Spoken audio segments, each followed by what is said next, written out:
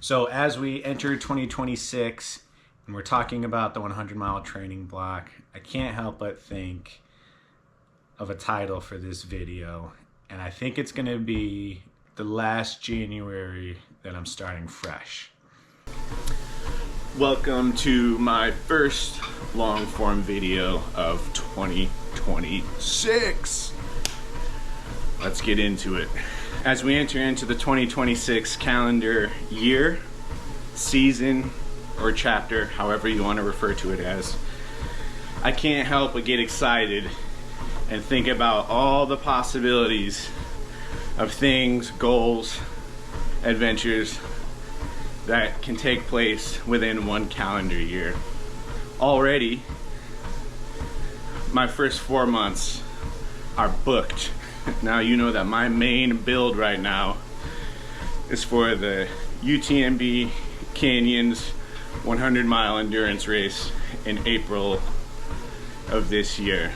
So a lot of the content for the next 4 months is going to be geared towards that race prep, that race build, focusing on my endurance, my physique, my strength, my conditioning, all with the hopes of finishing that 100-mile endurance race. Not winning it, but just finishing it as an average dude. I have a chaotic schedule with my rotating shifts at the fire department, all the extra shifts I pick up at my part-time job. That being said, as an average dude with a chaotic work schedule, how can you possibly juggle training for a 100-mile endurance race? So I thought it would be fun for me to document that process. There's not going to be crazy elite type long runs and endurance sessions. This is going to be real. Real workouts, real days, real struggles, real setbacks, all leading up to that big day. I love having some type of goal written down, some type of target date to work towards. So right now, my main goal that I'm building towards is the Canyons 100-mile endurance race. But leading up to that, there's subsets of goals and adventures that are going to help in that build towards the Canyons 100. So I'm looking at my wall calendar right now, and later on this month there's going to be a destination training adventure to help aid in heat training for the canyons. Next month I'm going to be taking a trip down to Austin, Texas, to run the Austin Marathon on February 15th. And then in March, I'm going to be going down to Virginia and running the Belmont 50K. So those events, races, are something I'm also looking forward to. Not only because you get to experience that race vibe throughout the year at different events, but also those longer training days can be supported training days if you sign up for a race. That's something that I had heard one time from other ultra runners. In an effort to help you with your training for these longer ultra marathons, races, sign up for shorter distances that are still long runs, right? A full marathon is not an easy task, but you can have a supported long run by doing a race that way. So Austin Marathon is a huge marathon, and I am so excited to go down to Austin and run that. Belmont 50K, it's a very well supported ultra marathon, so why not use those exciting events as long supported training days? So although the main focus is the Canyons 100 in April, why not take advantage of other races throughout the year and just enhance that base building that is so important with longer distances. But when I think about doing another 100-mile race, I get wicked nervous because I feel like as if I'm struggling with imposter syndrome. Now, it's not the distance. I mean, it is, let me rephrase that. It is the distance, but also it's the elevation that is more of concern to me. So this is not going to be my first 100-mile race. I have completed one previously in 2024. I did 103 miles in 29 hours.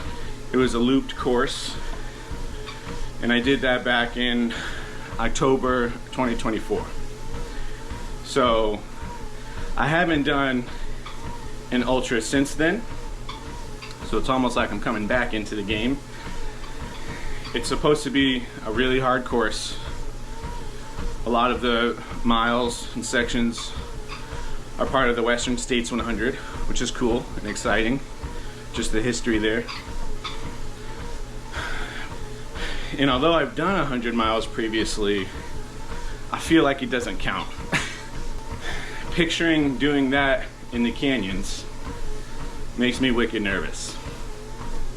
So, because of that, specifically the elevation, logistically coordinating my crew who are going to be meeting me at different aid stations along the way,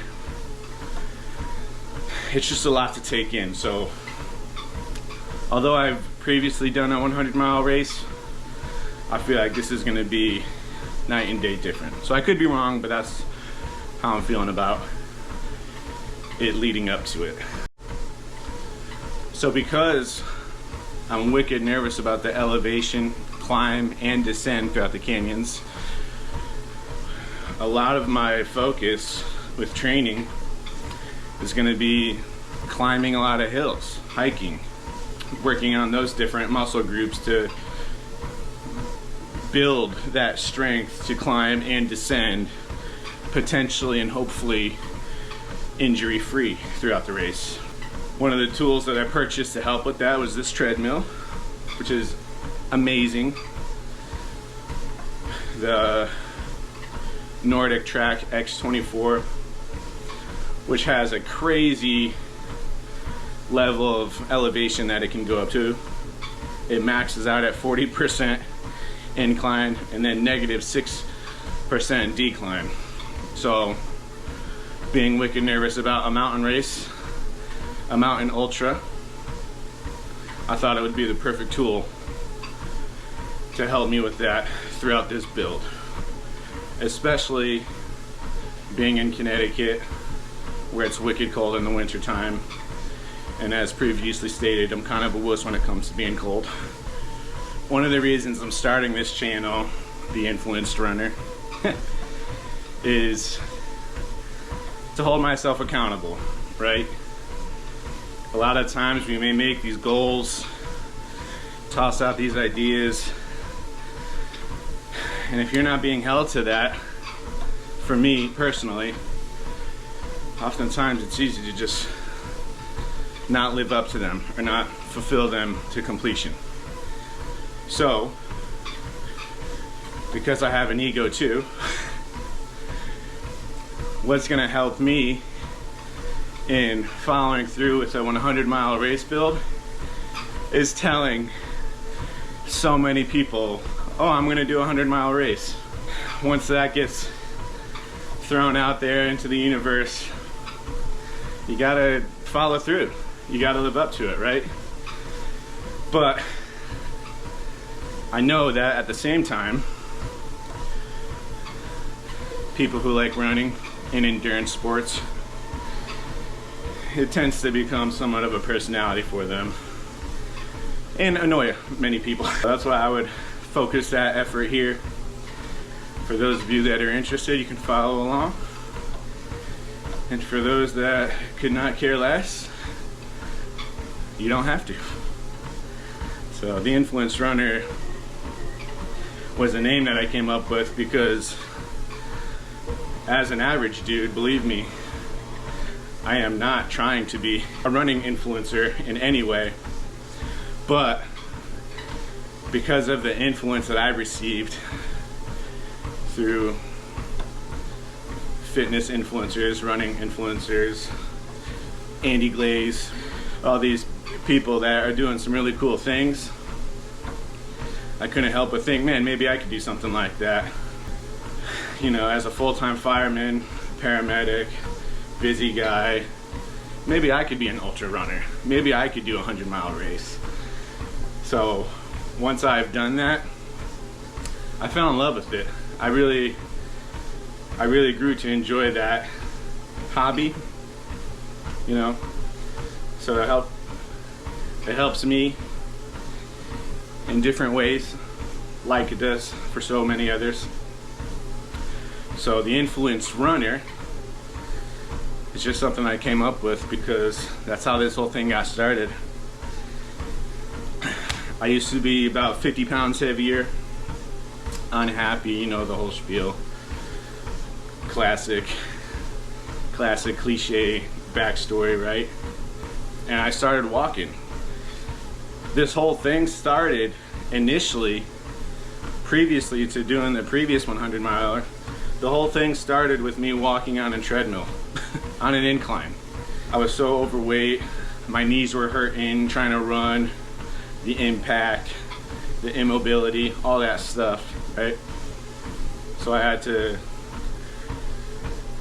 titrate back to just walking on a treadmill and building that base to the point where I could even start to jog, start to run. And within 1 year's time, I went from starting 2024 with only ever having completed a half marathon, 13.1 miles, was the longest distance I've ever gone, to ending the year with finishing a 100-mile ultra marathon, which was an incredible feeling to me, just thinking about how far I've came to get to where I was that day.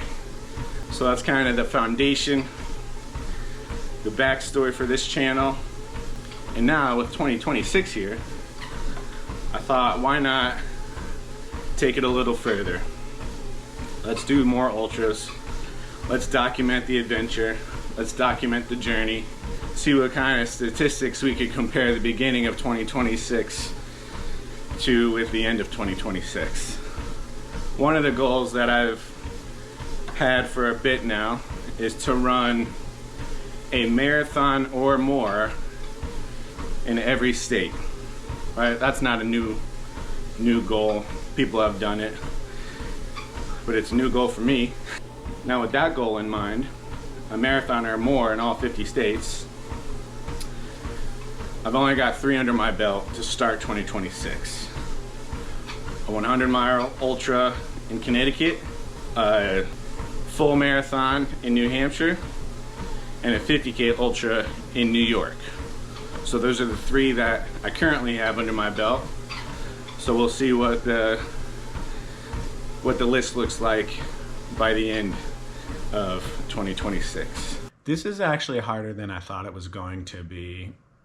Vlogging and documenting and talking to a camera with the intent of putting it on YouTube, especially in this horrific beginning stages of bringing the mustache back into my life.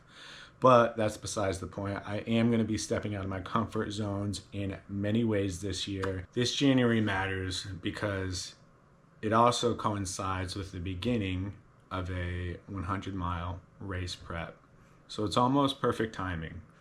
Rather than fall into that new year, new me mentality year after year after year, this year my goal is to create the Damon that I'm actually happy with.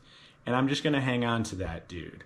So next January when it rolls around, it's not going to be new year, new me. It's going to be the same me continuing on into the next chapter, the next season.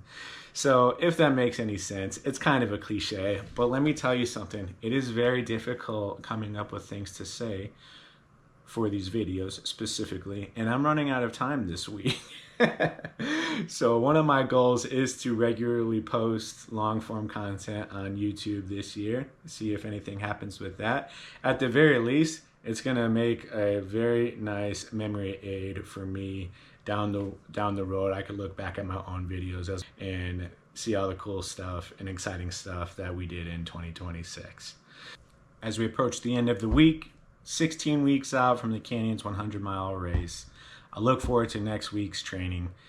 There's going to be a long run, hopefully outside, weather dependent, but I'm really going to try and do an outside, preferably on a trail, but we'll see how it goes. I might have to hit the streets depending on the icy and snowy conditions. There's going to be some treadmill work. There's going to be some shift workouts and runs and hikes that I'm going to try and sneak in along the way. So I look forward to that.